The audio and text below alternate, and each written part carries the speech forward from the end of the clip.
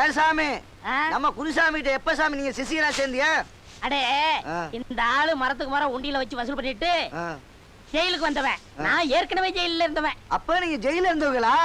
ஏன்டா கத்துற? நாங்க மட்டும் இருந்தோம். 300-400 கைதிங்க, ஜெயிலரு, சூப்பரண்டு, போலீஸ் எல்லாமே இருந்தோம்.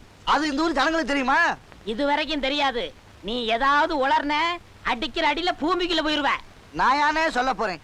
என் ஆசையெல்லாம் நீங்க குருவாகணும், நான் சிசியராகணும். நடக்கத்தாண்டா போகுது. ஒருத்த செத்தாத்தான் இன்னொருத்த வாழ முடியும்.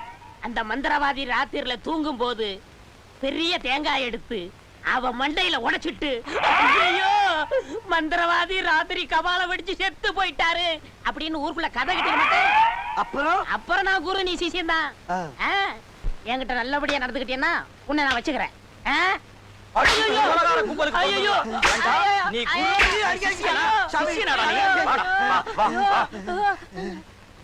ஏண்டா குரு துரோகிகளா?